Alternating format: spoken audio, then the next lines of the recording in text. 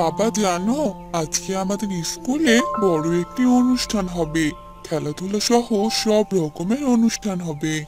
তাই নাকি রে বাবা, তুই খেলায় অংশগ্রহণ করবি না? হ্যাঁ বাবা, আমি অবশ্যই করব। আর তুমিও অনুষ্ঠান দেখতে আমাদের স্কুলে চলে আসবে, বুঝেছো? হ্যাঁ বাবা, অবশ্যই যাব। এই বলে হাবু খেলায় অংশগ্রহণ করার জন্য স্কুলে চলে গেল আর দৌড় প্রতিযোগিতায় অংশগ্রহণ করলো আর ফার্স্ট হলো আর বড় একটি পুরস্কার পেল। এসব দেখে হাবুর বাবা অনেক খুশি হলো। তারপর সবগুলো অনুষ্ঠান দেখে তারা বাড়িতে ফিরে এলো। এভাবেই কিছুদিন চলে গেল।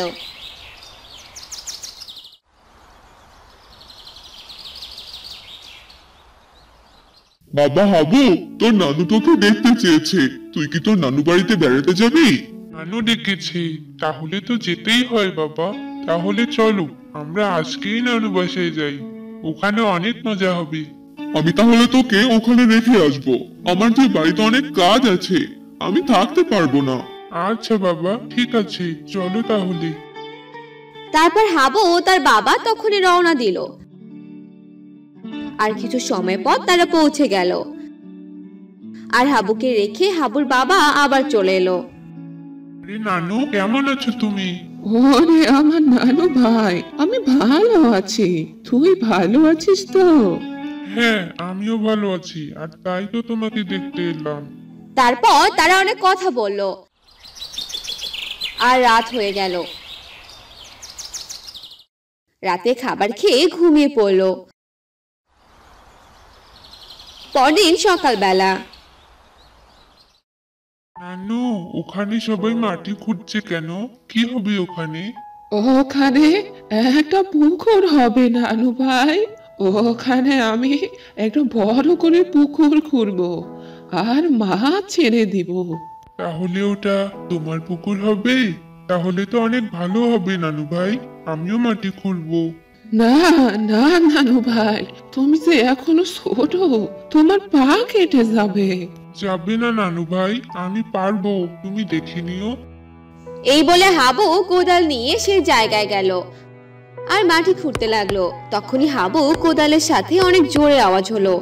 আরে, এটা কিসের আওয়াজ ছিল? এত জোরে হলো, দেখি তো ভালো করে।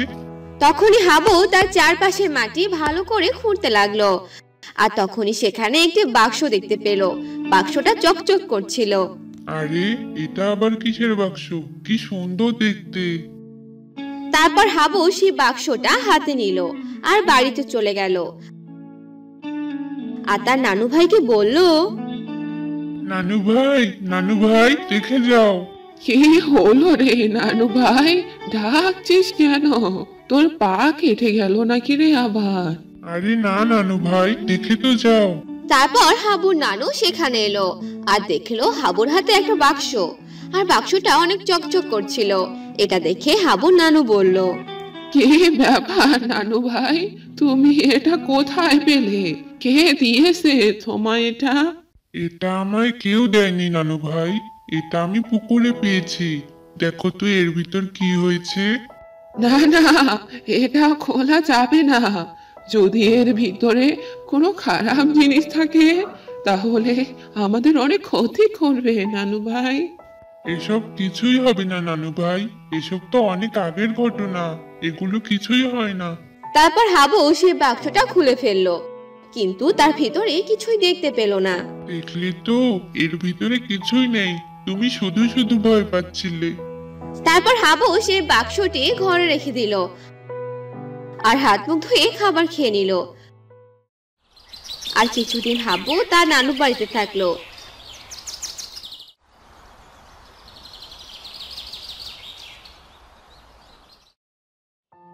আর বাড়িতে ফিরে আসার সময় সঙ্গে করে সেই বাক্সটি নিয়ে এলো।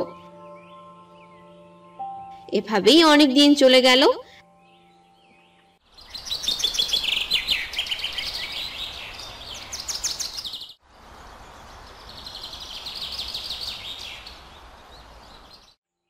একদিন সকালবেলা, কি ব্যাপার হাবু, তুই তো অনেক সুন্দর রান্না করতে পারিস। তুই তো আমার জন্য কি রান্না করেছিস? আমাকে তো একবারও বললি না। কি সব বলছো বাবা? আমি আবার কখন রান্না করলাম? আমি তো আজকে রান্নাঘরে এখনো যাইনি। তাহলে রান্নাঘরে এত সুন্দর খাবার কে রান্না করেছে? চলো তো গিয়ে দেখি। তারপর তারা দুজনে রান্নাঘরে চলে গেল আর দেখলো রান্নাঘরে অনেক সুন্দর সুন্দর খাবার রান্না করা। এসব দেখে হাবু অনেক অবাক হয়ে গেল আর বলল, এগুলো কি করে সম্ভব বাবা? আমি তো কোনো রান্না করিনি। আমিও তো কিছুই বুঝতে পারছি না। আরে বাবা, ওটা কিসের বাক্স? আগে তো এখানে ছিল না। ওহ, ওটা তো আমি নানু বাসা থেকে নিয়ে এসেছি, আর কাল রাতে এখানে রেখেছিলাম। এটা আমার রুমে রেখে আসি। তারপর হাবু সেই বাক্সটা তার রুমে রেখে দিল। বাক্সটি যেখানে রাখছিল সেখানে অদ্ভুত অদ্ভুত কিছু ঘটে যাচ্ছিল। তখন হাবু বুঝতে পারলো যে এই বাক্সটির কারণে কিছু একটা ঘটেছে। এই বাক্সটিকে আর এখানে রাখা যাবে না, এটা বরং বাহিরে ফেলে দিয়ে আসি। এই বলে হাবু বাক্সটি তুলতে ধরলো, কিন্তু বাক্সটিকে সেখান থেকে তুলতে পারছিল না। আর অনেক জোরে টানতে গিয়ে হাবু পড়ে গেল। কি হচ্ছে এসব? এটা কি তাহলে কোনো সাধারণ বাক্স নয়? তখনই সে বাক্স থেকে এক জাদুকর প্রকট হলো আর বলল, আমি কেন এই বাক্সে? এটা হলো জাদুর বাক্স। আমি কারো ক্ষতি করি না, আমি মঙ্গল করি। আর এক শয়তান আমাকে মাটিতে পুঁতে রেখেছিল, আর তুমি সেখান থেকে আমাকে নিয়ে এসেছো। তাহলে এখানে যা সব ঘটনা ঘটেছে সবকিছু তুমি করেছো? হ্যাঁ, আমি করেছি। আমি তোমার কোনো ক্ষতি করব না, আমি তোমার অনেক উপকার করব। বলো কি করতে হবে আমায়? হাবু গ্রামের উন্নতির কথা বলল, অসহায় গরিবদের সাহায্য করার কথা বলল। এসব শুনে জাদুকর অনেক খুশি হলো আর হাবুর সব ইচ্ছা পূরণ করে দিল আর বলল, তুমি আমাকে যখনই ডাকবে আমি তখনই এই বাক্স থেকে বের হয়ে আসব। আর এটি হলো জাদুর বাক্স। এসব শুনে হাবু অনেক খুশি হয়ে গেল।